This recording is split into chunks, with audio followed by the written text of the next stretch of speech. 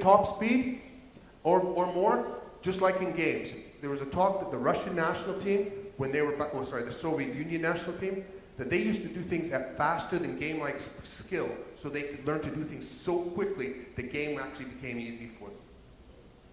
Okay, so push the players as hard as they can. How many guys have you seen come in to take a slap shot, skates in, gets to the blue line, top of the circles, then he decides to take a shot. Or we send 3 guys in on a goalkeeper, and they have 12 passes around the goal crease. That doesn't happen during a game. Game-like, it's little things like that that's important in what you do and get your players to think about.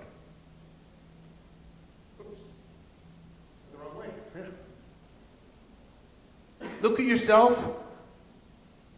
Talk information, give information. When they're talking on the bench, let's not be talking about how much beer we're going to try and drink tonight, how many girls we're going to pick up. Sorry, ladies, I'm thinking in a boy mentality here. Okay, let's get them thinking about, that was a good pass, that wasn't a good pass, let's get ourselves, what do we need to do on the next shift? Get them thinking about what they're doing and talk about it. Work to get yourself ahead, to be ahead. That means them so they're ahead and they have time on the ice to do some of the things they want to. And finally, help to have high intensity and high speed in all the drills that you do. It gives flow to everything that's going on. So that's some of the commitment that's expected from players in Sweden to make the step from 16 through 19 into their professional levels.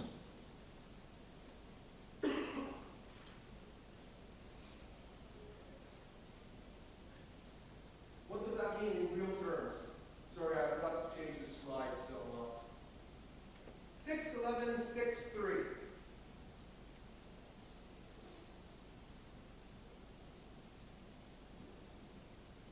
6 years, 12 months a year, 6 days a week, 3 hours a day.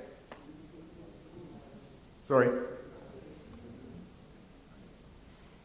6 years, 11 months a year, 6 days a week, 3 hours a day. That's the commitment level they expect in Sweden. This is a commitment level that when Jim, my friend, went to Denmark to coach their national team, the people just looked at him and said, oh, that'll never happen. No way. But guess what? Denmark have been in the top level now for 11 years. I guess it did happen.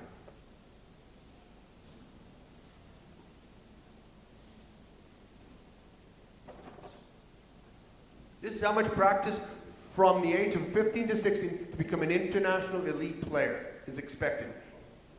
Most important one, if they have the capacity. That means if they're good enough. There's going to be a lot who are going to try and set out on the road. It just isn't going to happen for them. Now you're saying, I get 1 practice a week. 1 hour a week of practice. How can we have these numbers here?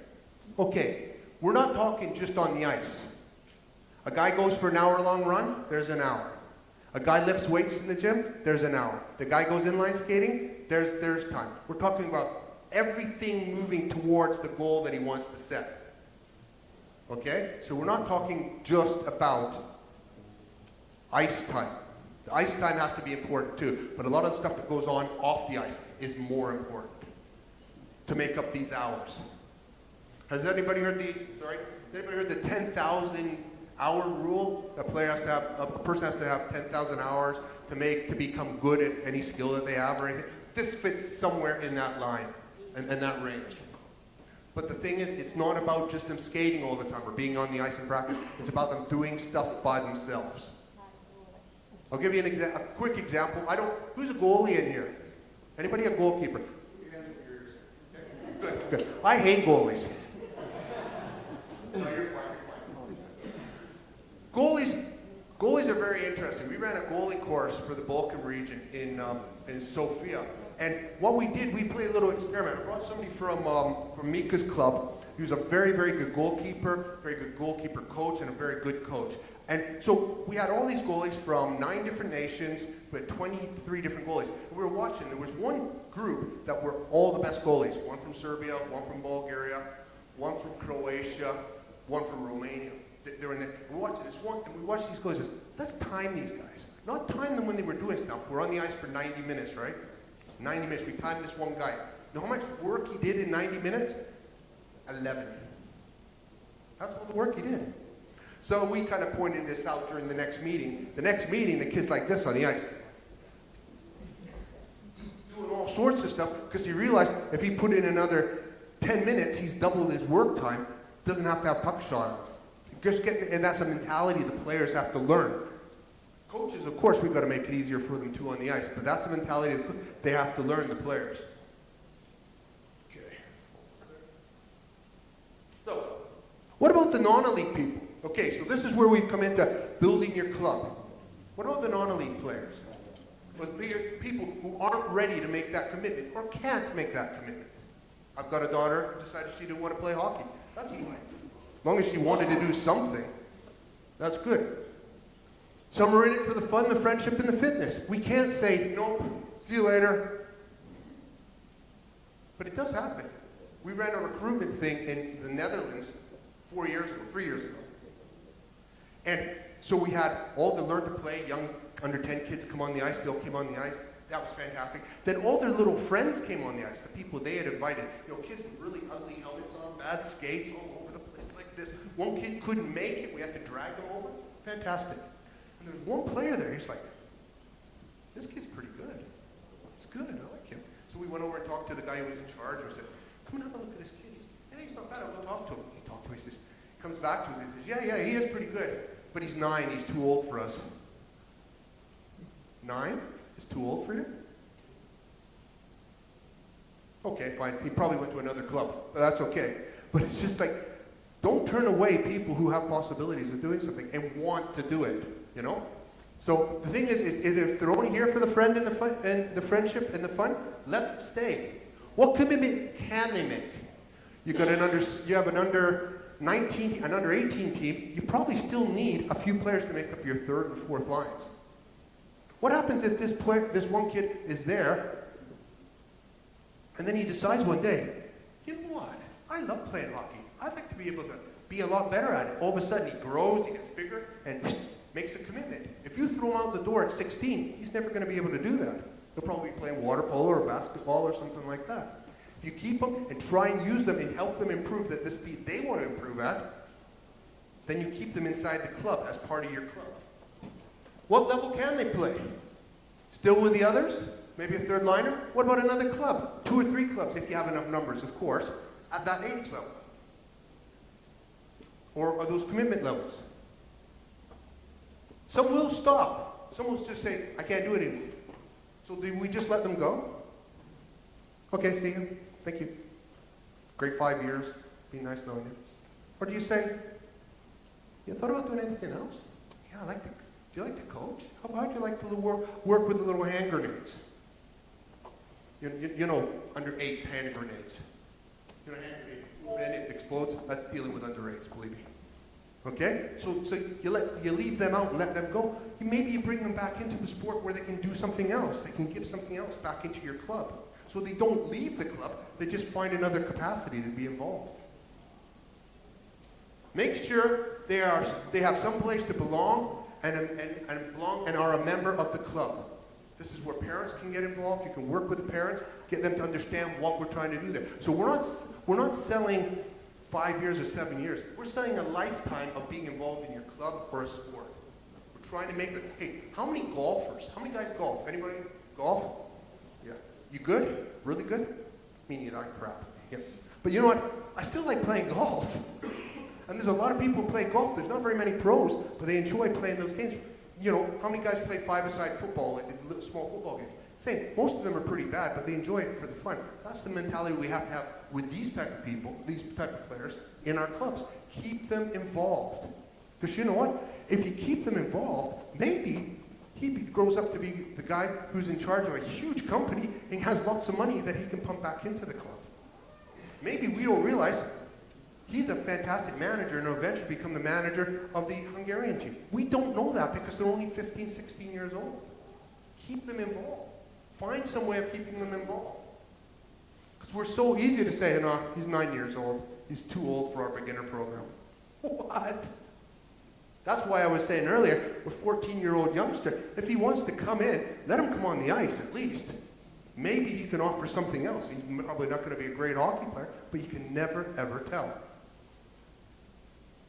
Here's a group that I've worked with. I still do at times. I work with their youth system. The Zurich Lions. I don't know if you've ever heard of them. They're called Zurich ZSA is their main team. And I'm just going to go through a quick synopsis. I'm not saying this is the best example. This is the only example I could come up with, though, of a way a club is set up where everybody has some involvement. There's originally 6 different teams in Zurich, in the Zurich area. They combined it into one massive club. The teams are ZSA Lions, GSK, which stands for Grasshoppers Club Kuznach, Dubnadorf, Kuznach, Vosshoffen, and Erdorf. Those were the 6 clubs that they combined in the Zurich area into one club called the Zurich Lions. Plus they also have now these bottom 2 areas, which is a 3rd division team. 3rd division is A, B, the 5th level in Switzerland. But they put this team together because there's people, not as old as me of course, but there's older players who weren't good enough to play for the top 2 teams. These 2 teams here are professional. This one here is getting into the professional area. Those players had some place to play and go to play. Now, this next part, I've just realized I didn't move the bracket down. But if we go from not Dubnadorf, but from Kuznach, whoops. God, I hate it when that happens. Sorry. Try this.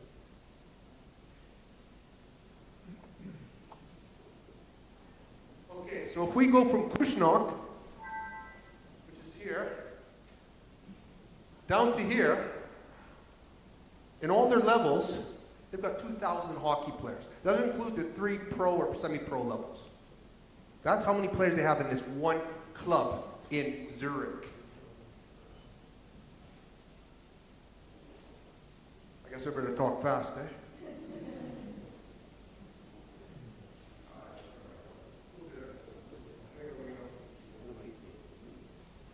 Okay, so here's some events. Everybody has the same shirts. They look the same, they're part of the same club. When I was there, they had a Christmas dinner for all the team staffs. So they all took everybody. So they all were part of the club. In actual fact, some of the players get so much so they can actually go to games at discounted prices. So they feel that they're part of the club. Equipment's on special sale. Same with things like their apparel. This last one I'll get to is their skate-a-thon. Does everybody know what a skate-a-thon is? You go out, you ask for sponsorship. Oh, if you do it, I'll give you €5, €10. And then they skate around in a circle and do as many laps as they can and raise money. Do you know how much money they raise here?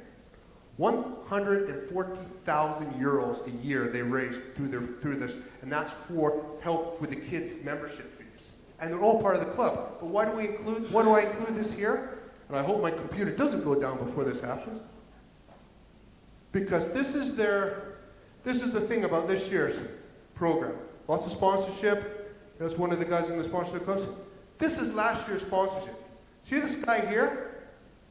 That's Maciej Sager. He's the captain of the ZSA Lions.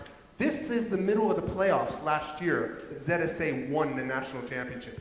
All the ZSA players, top players, come down to these skate because they're all part of the same club. They're made to come down. They come down, they go on the ice with the kids, they sign autographs and all that. And I use him as an example because the last one I went to, my daughter was skating around with number 15 on her back. They all give him ZSA shirts to skate around in. And he came up to her, because that's his number when he plays, and he started talking to her in German. She can talk German. And said, hey, that's my number. You better do well here and all this. They have players who come down and get involved in this. That's why. And all of a sudden, it's not the senior team. Everybody is involved in this same idea. It's getting this idea of oneness inside the club. So you all have a place, and you all feel that when they won the championship last year, everybody was happy. This year, doesn't matter. That's a single thought. Tell me I'm finished. When they won this year, they won so many championships. Do you know when we were lucky?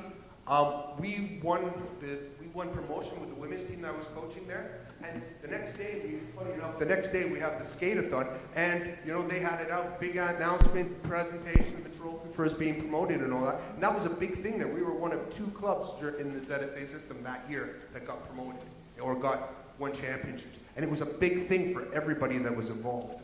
And now the clubs are actually closer together in the way they do it. That's a great picture, right? Yeah.